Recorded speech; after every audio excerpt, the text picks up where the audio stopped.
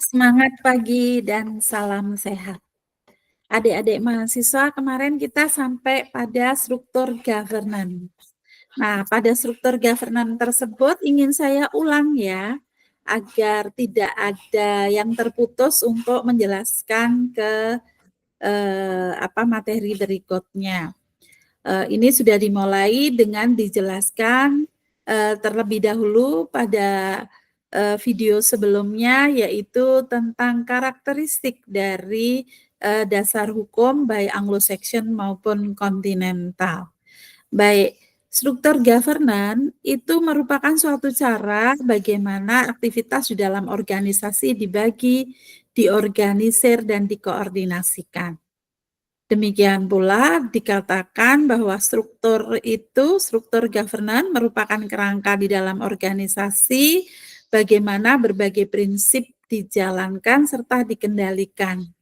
Secara khusus, governance harus didesain untuk mendukung pelaksanaan aktivitas organisasi secara bertanggung jawab dan terkendali.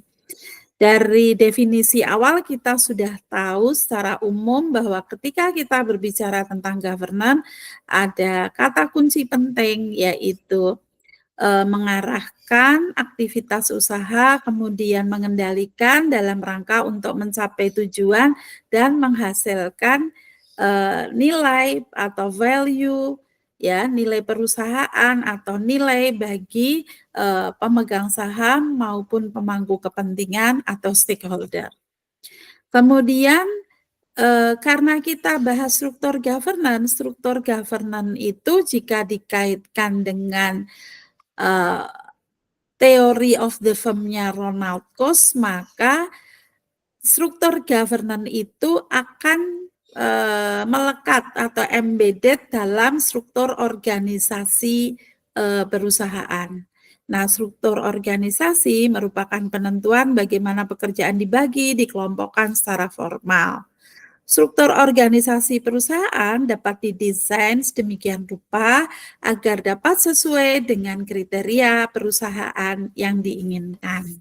Jadi, apa kriteria yang diinginkan perusahaan sehingga baik struktur organisasi maupun struktur governance-nya akan sesuai dengan karakteristik perusahaan. Nah, struktur governance untuk perusahaan tertutup dan terbuka tentu beda.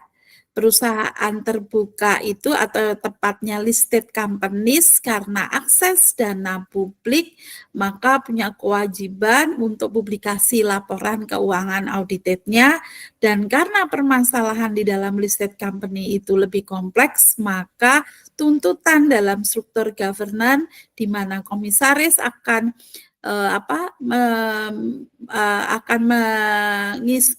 menginstruksikan tugas-tugasnya atau tepatnya akan mendistribusikan tugas-tugasnya kepada masing-masing komite sesuai dengan kebutuhan di dalam perusahaan publik tersebut. Baik, saya akan membahas dulu tentang struktur governance untuk perusahaan tertutup, yaitu yang paling tinggi adalah General Meeting of Shareholder atau rapat umum pemegang saham, kemudian ada Board of Commissioner atau Dewan Komisaris dan Board of Directors atau yang disebut dengan Dewan Direksi.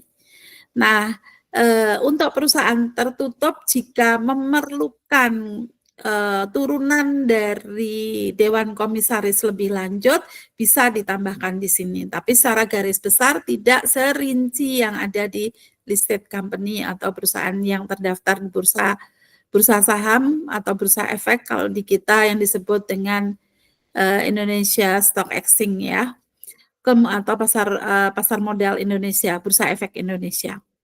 Nah, kalau di listed company, struktur governance-nya sama, ada general meeting of shareholders, kemudian juga sama, ada board commissioner and board of directors, lalu board of commissioner dibantu oleh audit committee, an audit committee, atau komite audit, komite nominasi dan remunerasi, kemudian ada sekretaris perusahaan, ya bukan sekretaris pimpinannya, tapi sekretaris perusahaan itu kalau dalam governance dalam tata kelola perusahaan tugasnya adalah mewakili perusahaan dalam rangka memberikan informasi kepada berbagai pihak yang membutuhkan informasi tentang perusahaan.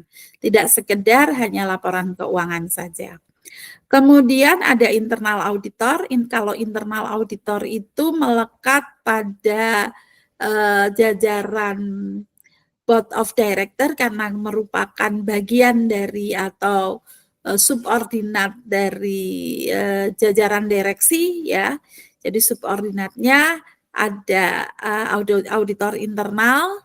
Auditor internal itu walaupun melakukan pengendalian tapi sebetulnya merupakan bagian dari perusahaan. Kemudian ada komite kebijakan risiko, kemudian komite corporate governance, dan bisa ditambahkan dengan komite-komite lain yang dibutuhkan, yang dipandang perlu di dalam perusahaan tersebut sesuai dengan karakteristik dan kompleksitas perusahaan. Nah, untuk perbankan yang namanya komite manajemen risiko itu sifatnya wajib, harus ada. Baik.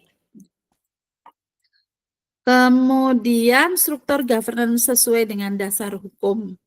Nah, ketika kita bicara struktur governance sesuai dengan dasar hukum, ada dua hal penting yang perlu dijelaskan lebih lanjut. Yang pertama, pengendalian sangat penting karena governance berhubungan dengan jawaban atas pertanyaan who control whom. Siapa mengendalikan siapa, yang muncul dari pentingnya pemisahan pihak yang mengambil keputusan decision making dengan pihak yang mengontrol keputusan tersebut, decision control. Nah, kalau decision making tentunya ada di ranah pengarah yang mengarahkan, yang mengelola, yang mengambil keputusan. Berarti ini jajaran Dewan Direksi. Sementara kalau yang melakukan pengendalian adalah merupakan badan-badan atau komite-komite di bawah komisaris perusahaan, Dewan Komisaris. Nah, pada dasarnya governance struktur itu ditentukan kalau di Indonesia diantaranya oleh undang-undang sebagai dasar legalitas berdirinya entitas. Salah satunya adalah Undang-Undang Nomor 40 Tahun 2007.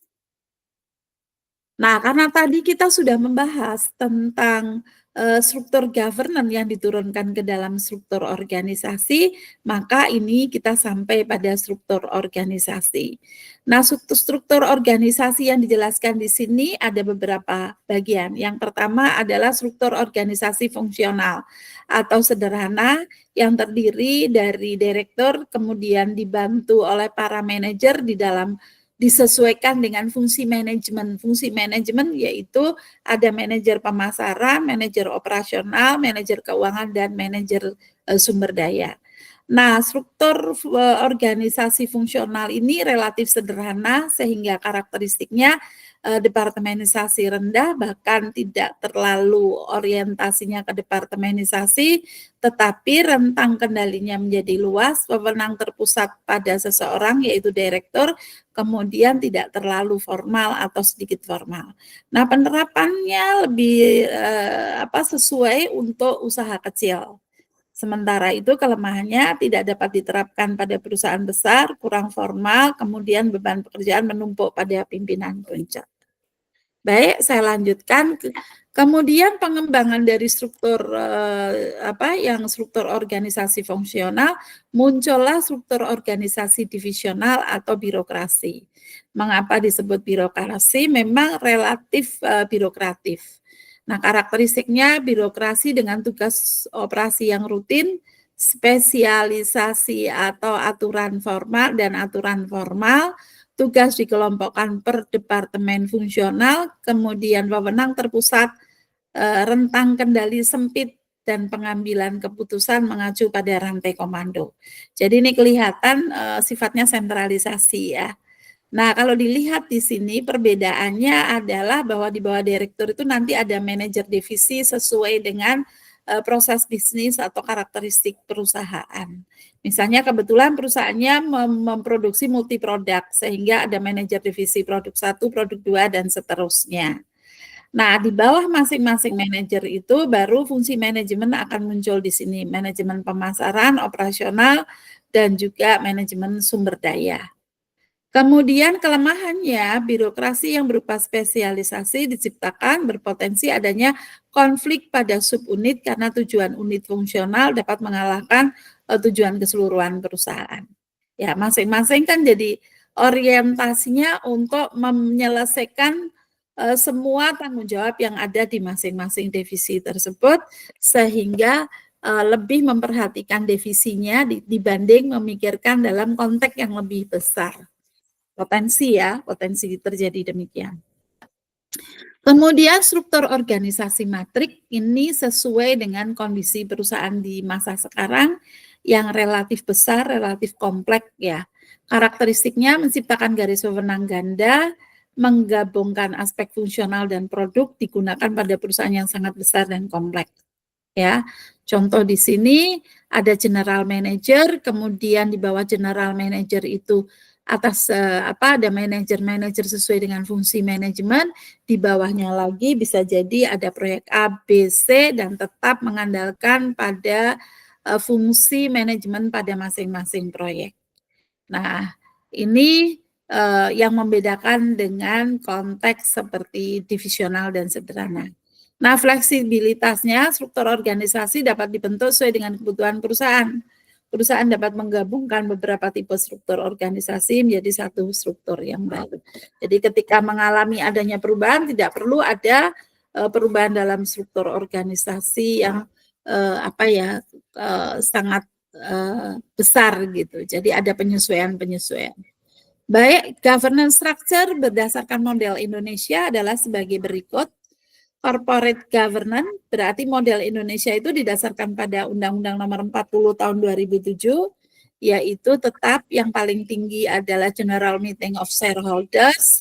Kemudian dari hasil itu menugaskan ya ini karena kita melakukan menjadi two-board system ya yang diterapkan Undang-Undang PT juga menganut two-board system model kontinental yang disesuaikan kembali berdasarkan Undang-Undang Nomor 40 Tahun 2007.